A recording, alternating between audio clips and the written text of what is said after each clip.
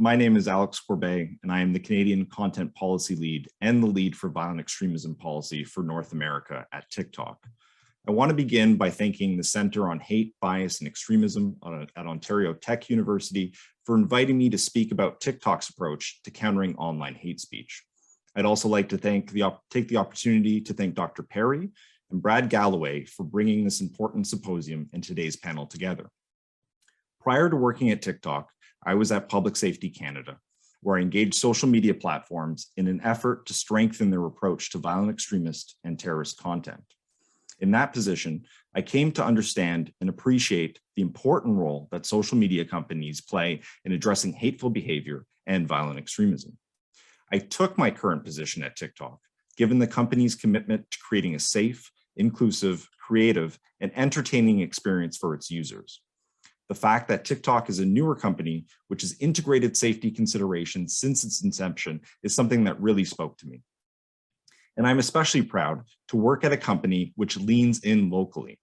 At TikTok, we incorporate an understanding of the local dynamics to inform the implementation of our policies, including here in Canada.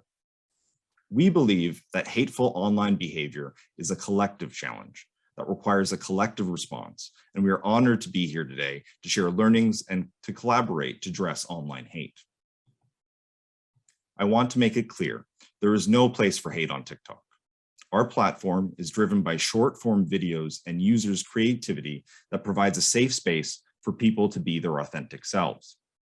Our mission is to inspire creativity and spark joy for all users, allowing them to share their interests, culture, and the topics they find interesting. We are proud that 1 billion users come to our platform to create and watch short videos. We have an amazing community of creative individuals. This includes the large Indigenous community that has flourished on our platform and uses it to share their knowledge, culture, favorite recipes, and small businesses. It also includes other BIPOC creators who come to TikTok to find community and share their lived experience. TikTok is not known as a haven for hateful content, but this is a critical societal issue that we're committed to helping tackle and do our part to address. At TikTok, we have a 3-pillar approach to online hate: policies and transparency, education and mitigation, and partnerships. We strive to take a transparent and proactive approach to stopping the spread of hate and known violent extremism and hate groups and ideologies on our platform. The first pillar of our approach to hateful behavior is policies and transparency. This starts with our community guidelines, which prohibit hateful speech and ideologies, bullying, as well as violent extremism. These guidelines and policies are designed to foster an inclusive environment where creative and authentic content can thrive. Our goal is to continue to develop equitable policies and promote inclusion, authenticity, and above all, safety. TikTok is clear that we prohibit and remove hateful content, including race-based harassment or content promoting white supremacy or nationalism, male supremacy, anti-Semitism, Islamophobia, and other hate-based ideologies. We also prohibit and remove the denial of violent tragedies, such as the Holocaust or slavery. We also remove content associated with disallowed organized hate groups and their leaders. We aim to enforce these policies by removing such content before they reach our community, and we carefully review reports coming from our users. Yesterday, we announced updates to our community guidelines to further support the well-being of our community and the integrity of our platform. This included adding clarity on the types of hateful behavior prohibited on our platform. While long prohibited on TikTok, it is now clear that dead naming, misgendering, and misogyny, as well as content that supports or promotes conversion therapy programs, is not allowed.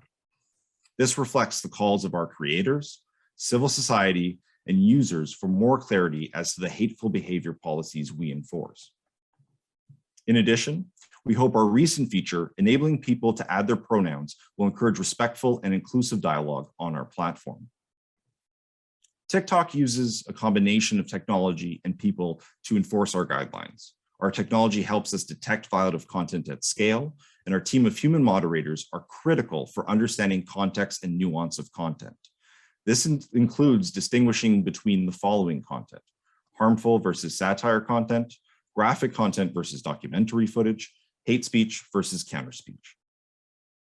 Yesterday, we also released our Community Guidelines Enforcement Report. I'm going to share some of the information present in that report that provides information on the volume and nature of content removed for violating our community guidelines. During the third quarter of 2021, we removed a total of 91 million videos, which is around 1% of all videos uploaded to the platform. 1.5% of those videos were removed under our hateful behavior policies, 5.3% for harassment and bullying, and 0.9% for violent extremism. Close to 89% of the 91 million videos were removed before they received any views, 95% before a user reported them, and 93% within 24 hours of being posted. I encourage those in attendance today to read the report when they have time. Again, there is no place for hate on TikTok. The second pillar of our approach to hate on platform is education and mitigation. We believe education is a powerful tool to address online hate. That's why, as well as enforcing our policies, we run in-app campaigns throughout the year, using the power of TikTok to educate our community and foster kindness and compassion. We employ search interventions on terms and hashtags that are associated with hateful ideologies or groups. When users search for these terms, we direct users to our community guidelines to educate them about our policies against hateful expression. For Holocaust Remembrance Day, which took place on January 27th, we partnered with the Center for Israeli and Jewish Affairs, as well as the Friends of Simon Wiesenthal Center for Holocaust Studies, to provide authoritative information to users looking to learn about the tragedies and commemorate the victims of the Holocaust.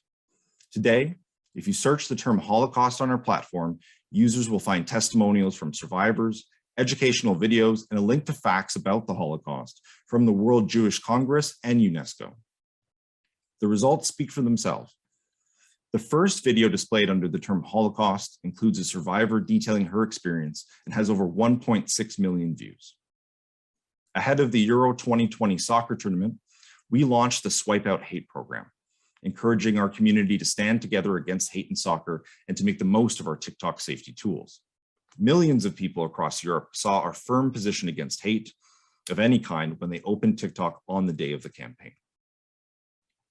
At TikTok, we believe that hateful behavior is a collective challenge that requires a collective response. That's why our third pillar to address hateful behavior on platform is partnerships. We regularly seek advice and feedback from experts and civil society as we continue to strengthen our policies and approach. TikTok understands that hate manifests differently across jurisdictions, and we partner with local experts and organizations to understand and address those nuances. That's why I'm happy to share with you that we are currently working with Dr. Perry, among others, to help strengthen our approach to organized hate. We also consult with our Content Advisory Council, which is made up of experts on freedom of expression, hateful behavior, misinformation, and other critical digital safety issues. To reiterate, hate, hateful ideologies, groups, and violent extremist organizations have no place on our platform. There is no panacea for hate and hateful behavior on or offline. This is why we take a comprehensive approach to addressing hate on our platform, an approach which leverages policies and transparency, education and mitigation, as well as partnerships with external organizations and experts. Hate existed well before the advent of social media. This is a complex societal problem that needs to be addressed through collaborative solutions, including government, industry, academia, and civil society. This is why today's conversation is so important and why TikTok will continue to participate in initiatives of this nature, to do our part to address hate in Canada and around the world. Thank you again for the opportunity to speak at today's event.